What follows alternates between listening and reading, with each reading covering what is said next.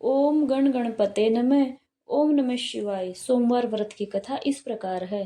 एक बहुत धनवान साहूकार था, जिसके घर धन आदि किसी प्रकार की कोई कमी नहीं थी। परंतु उसको एक दुख था कि उसके कोई पुत्र नहीं था। वह इसी चिंता में रात दिन रहता था।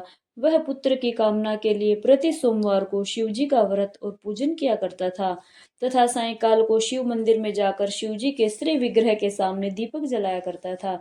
उसके इस भक्ति भाव को देखकर एक समय श्री पार्वती जी ने शिवजी महाराज से कहा कि महाराज, यह साहूकार आपका अनन्य भक्त है और सदैव आपका व्रत और पूजन बड़ी श्रद्धा से करता है। इसकी मनोकामना पूर्ण करनी चाहिए। शिव जी ने कहा, हे पार्वती, यह संसार कर्म क्षेत्र है। जैसे किसान खेत में जैसा बीज बोता है वैसा ही फल काटता है, उसी तरह इस संसार में जैसा कर्म करते हैं वैसा ही फल भोगते हैं। पार्वती जी ने अत्यंत आग्रह से कहा, महाराज, जब यह आपका अनन्य भक्त है और इसको अगर किसी प्रकार का दुख है तो उसको अवश्य दूर करना चाहिए, क्योंकि आप सदैव अपने भक्तों पर दयालु होते हैं और उनके दुखों को दूर करते हैं। यदि आप ऐसा नहीं करेंगे तो मनुष्य आपकी सेवा तथा व्रत क्यों करेंगे। पार्वती जी का ऐसा आग्रह देख शिवजी महाराज कहने लगे, हे पार्वती, इसके कोई पुत्र नहीं है। इसी चिंता में यह अति दुखी रहता है। इसके भाग्य में पुत्र न होने पर भी मैं इसको पुत्र की प्राप्ति का वरदान देता हूँ, परंतु यह पुत्र केवल 12 वर्ष तक जीवित रहेगा। इसके पश्चात वह मृत्यु को प्राप्त हो जाएगा। इससे अधिक मैं और कुछ इसके लिए नहीं कर सकता। यह सब बातें साहूकार सुन रहा था। इससे उसको ना कुछ प्रसन्नता हुई और ना ही कुछ दुख हुआ। वह पहले ही जैसा शिवजी महाराज का व्रत और पूजन किया करता। कुछ काल व्यतीत हो जाने पर साहूकार की स्त्री गर्भवती हुई और 10वें महीने उसके गर्भ से अति सुंदर पुत्र की प्राप्ति हुई। साहूकार के घर में बहुत खुशियां मनाई गई, परंतु साहूकार ने उसकी केवल 12 वर्ष की आयु जान कोई अधिक प्रसन्नता प्रकट नहीं की और ना ही किसी को भेद बताया। जब वह बालक 11 वर्ष का हो गया तो उस बालक की माता ने उसके पिता से विवाह आदि के लिए कहा, तो वह साहूकार कहने लगा कि मैं अभी इसका विवाह नहीं करूंगा, अपने पुत्र को काशी जी पढ़ने के लिए भेजूंगा। फिर साहूकार ने अपने साले अर्थात बालक के मामा को बुला उसको बहुत सा धन देकर कहा, तुम इस बालक को काशी जी पढ़ने के लिए ले जाओ और रास्ते में जिस स्थान पर भी जाओ यज्ञ करते और ब्राह्मणों को भोजन करवाते जाओ। वह दोनों मामा भांजे यज्ञ करते और ब्राह्मणों को भोजन करवाते जा रहे थे। रास्ते में एक शहर पड़ा। उस शहर में राजा की कन्या का विवाह था और दूसरे राजा का लड़का जो विवाह कराने के लिए बारात लेकर आया था, वह एक आंख से काना था। उसके पिता को इस बात की बड़ी चिंता थी कि कहीं वर को देख कन्या के माता पिता विवाह में किसी प्रकार की अड़चन पैदा ना कर दें। इस कारण जब उसने अति सुंदर सेठ के लड़के को देखा तो मन में विचार किया कि क्यों न दरवाजे के समय इस लड़के से वर का काम चलाया जाए। ऐसा विचार कर वर के पिता ने उस लड़के और मामा से बात की तो वे राजी हो गए। फिर उस लड़के को वर के कपड़े पहना तथा घोड़ी पर चढ़ा दरवाजे पर ले गए और सब कार्य प्रसन्नता से पूर्ण हो गया। फिर वर के पिता ने सोचा कि यदि विवाह कार्य भी इसी लड़के से करवा लिया जाए तो क्या बुराई है। ऐसा विचार कर उसने लड़के और उसके मामा से इस बारे में बात की। यदि आप फेरों का और कन्यादान के काम को भी करवा दें तो आपकी बड़ी कृपा होगी और मैं इसके बदले आपको बहुत सारा धन दूंगा। तो उन्होंने स्वीकार कर लिया और विवाह कार्य भी बहुत अच्छी तरह से संपन्न हो गया। परंतु जिस समय लड़का जाने लगा तो उसने राजकुमारी की चुंदड़ी के पल्ले पर लिख दिया कि तेरा विवाह तो मेरे साथ हुआ है, परंतु जिस राजकुमार के साथ तुमको भेजेंगे वह तो एक आंख से काना है और मैं काशी जी पढ़ने जा रहा हूँ। लड़के के जाने के पश्चात उस राजकुमारी ने जब अपनी चुंदड़ी पर ऐसा लिखा हुआ पाया तो उसने राजकुमार के साथ जाने से मना कर दिया और कहा, यह मेरा पति नहीं है, मेरा विवाह तो इसके साथ हुआ ही नहीं है, वह तो काशी जी पढ़ने गया है। राजकुमारी के माता पिता ने अपनी कन्या को विदा नहीं किया और बारात वापस चली गई। उधर सेठ का लड़का और उसका मामा काशी जी पहुंच गए। वहां जाकर उन्होंने यज्ञ करना और लड़के ने पढ़ना शुरू कर दिया। जब लड़के की आयु 12 वर्ष की हुई तो उस दिन उन्होंने यज्ञ रचा रखा था। लड़के ने अपने मामा से कहा, मामा जी, आज मेरी तबीयत कुछ ठीक नहीं है। मामा ने कहा, अंदर जाकर सो जाओ।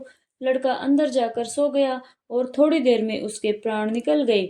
जब उसके मामा ने आकर देखा तो वह मुर्दा पड़ा है। तो उसको बड़ा दुख हुआ और उसने सोचा कि अगर मैं अभी से रोना पीटना शुरू कर दूंगा तो यज्ञ का कार्य अधूरा ही रह जाएगा।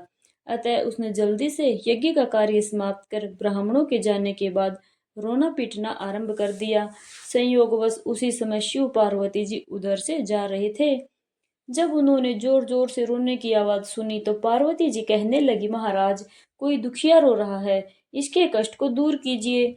जब शिव पार्वती ने पास जाकर देखा तो वहां एक लड़का मुर्दा पड़ा था। पार्वती जी कहने लगी, महाराज, यह तो उसी सेठ का लड़का है जो आपके वरदान से हुआ था। शिव जी कहने लगे, हे पार्वती, इसकी आयु इतनी ही थी, सो यह भोग चुका। तब पार्वती ने कहा, हे महाराज, इस बालक को और आयु दो, नहीं तो इसके माता पिता तड़प तड़प कर मर जाएंगे। पार्वती जी के बार बार आग्रह करने पर शिव जी ने उसको जीवन वरदान दिया और शिव जी महाराज की कृपा से लड़का जीवित हो गया। शिव पार्वती कैलाश चले गए। तब वह लड़का और मामा उसी प्रकार यज्ञ करते तथा ब्राह्मणों को भोजन करवाते अपने घर की ओर चल पड़े। रास्ते में उसी शहर में आए जहां उसका विवाह हुआ था।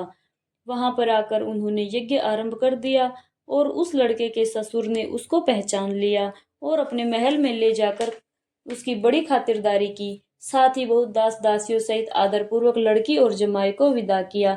जब वह अपने शहर के निकट आए तो मामा ने कहा, मैं पहले तुम्हारे घर जाकर खबर करके आता हूँ। जब उस लड़के का मामा घर पहुंचा तो लड़के के माता पिता घर की छत पर बैठे थे और यह प्रण कर रखा था, यदि हमारा पुत्र सकुशल लौट आया तो हम राजी खुशी नीचे आ जाएंगे, नहीं तो छत से गिरकर अपने प्राण खो देंगे। इतने में उस लड़के के मामा ने आकर यह समाचार दिया कि आपका पुत्र आ गया है, तो उनको विश्वास नहीं आया। तब उसके मामा ने शपथ पूर्वक कहा कि आपका पुत्र अपनी स्त्री के साथ बहुत सारा धन लेकर आया है। तो सेठ ने आनंद के साथ उसका स्वागत किया और बड़ी प्रसन्नता के साथ रहने लगे। इसी प्रकार से जो कोई भी सोमवार के व्रत को धारण करता है अथवा इस कथा को पढ़ता सुनता है, उसकी समस्त मनोकामनाएं पूर्ण होती है। बोले शिव शंकर भगवान ने की जय।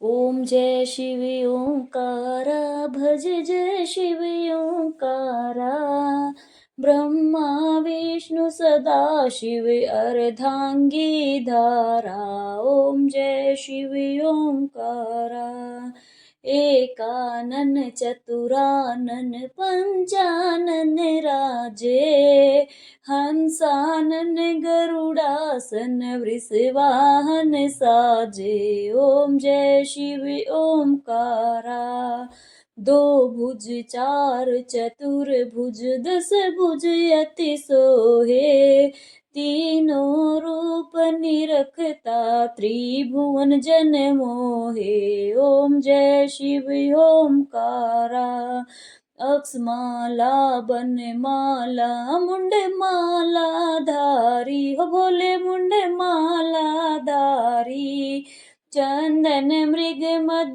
सोहे भोले शशिधारी। ओम जय शिव ओमकारा, श्वेतांबर पीतांबर बाघंबर अंगे, सनकादिक ब्रह्मादिक भूतादिक संगे। ओम जय शिव ओमकारा, कर के मध्य कमंडल चक्र त्रिशूल धरता, हो बोले चक्र त्रिशूल धरता, जग करता जग भरता जग पालन करता।